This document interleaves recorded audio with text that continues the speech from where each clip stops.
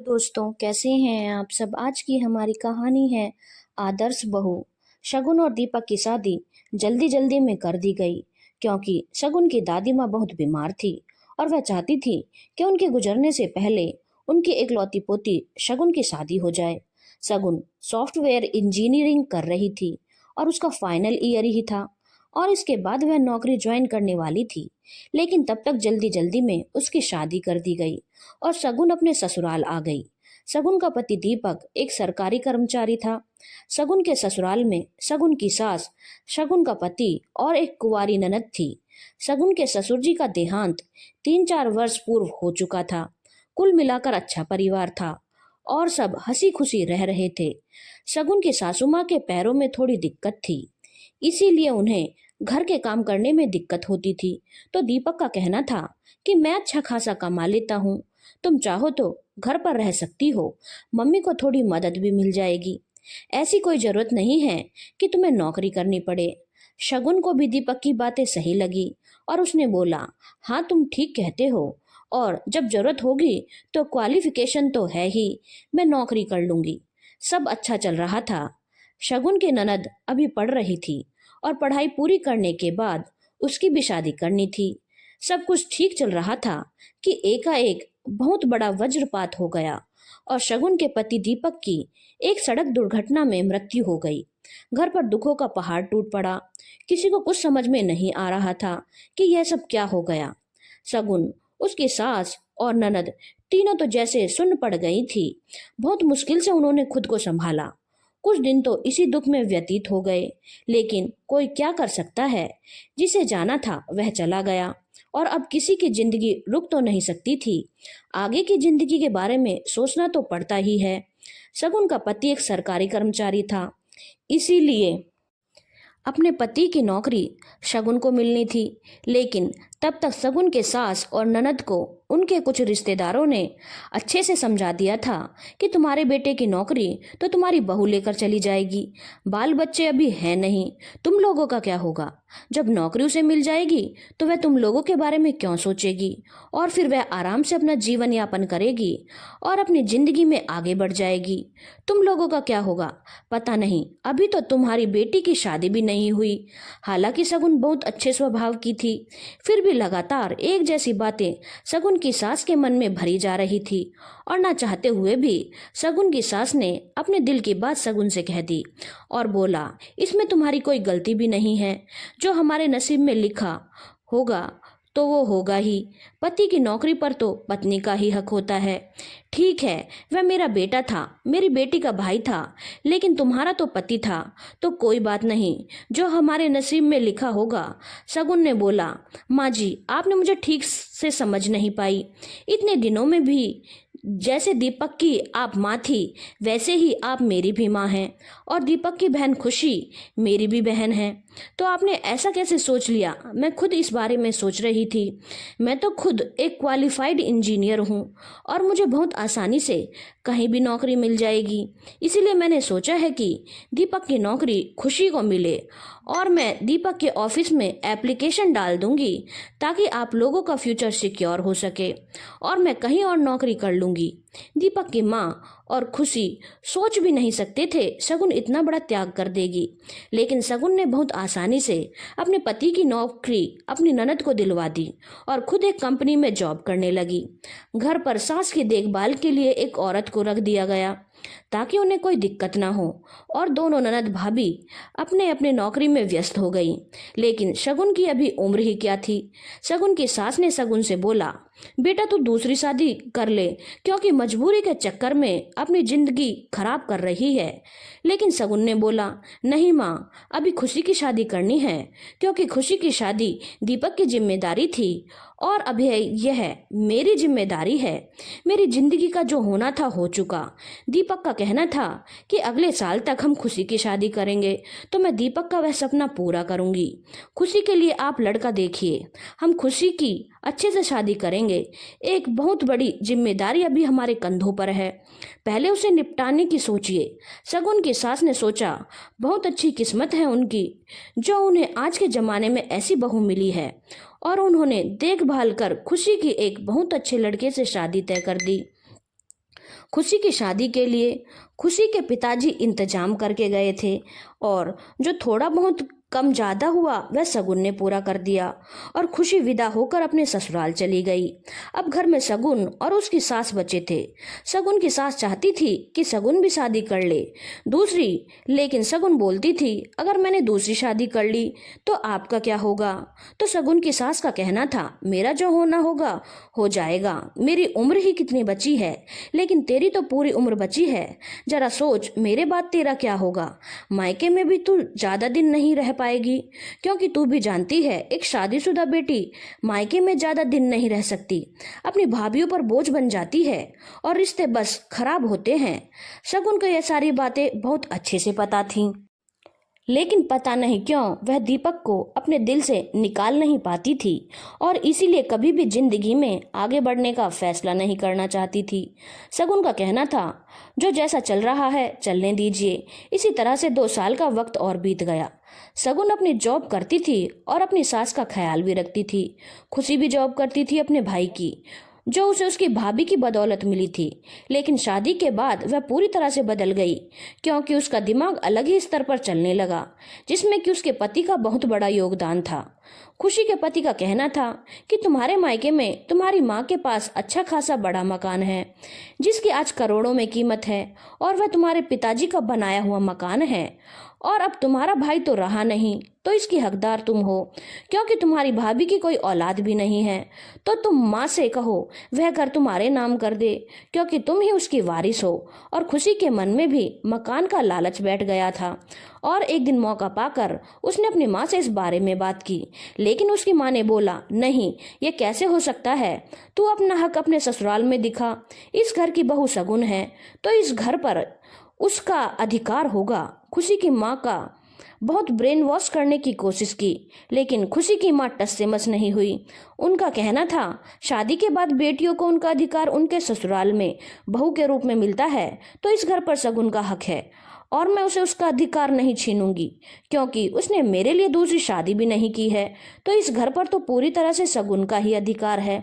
खुशी के पति ने जब यह बात सुनी तो उसने कहा कोई बात नहीं, जब घी सीधी उंगली से नहीं निकलता तो उंगली टेढ़ी करनी पड़ती है।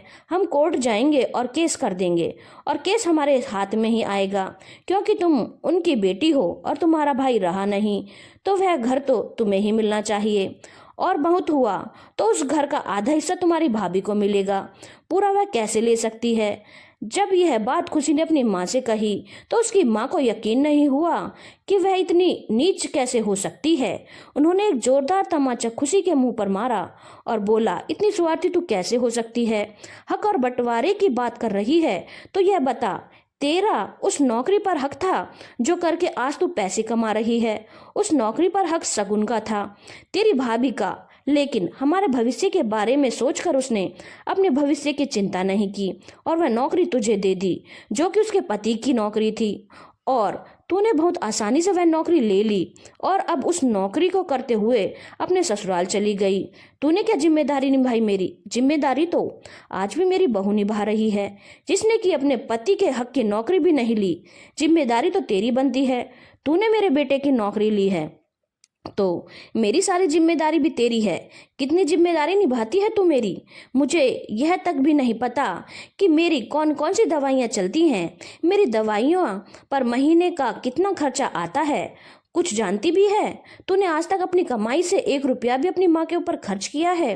अरे तू हक की बात करती है, हिस्से की बात करती है, नौकरी को किनारे कर, अगर हिस्से की बात भी करती है ना तो बराबरी का हिस्सा लेने पर बराबरी की जिम्मेदारी भी निभानी पड़ती है। कितनी जिम्मेदारी निभाई है आज तक तूने मेरी? शादी के बाद से जरा बताना तो। एक शगुन है जो मेरी फिक्र में अपनी जिंदगी को आगे बढ़ाना नहीं चाहती, इतनी कम उम्र में मेरी जिम्मेदारी निभा रही है, जो कि मैं तो उसकी सगी माँ भी नहीं हूँ। तुझे तो मैंने अपनी कोख से पैदा किया है, कितनी जिम्मेदारी निभाई है तूने मेरी, जरा सोच कर बता। और तू हक और हिस्से की बात कर रही है? तुझे केस करना है, जा जाकर कर, यह घर मेरे नाम पर है, इसकी मालकिन मैं हूँ और मैं आज के आज इस घर को शगुन के नाम पर करूँगी।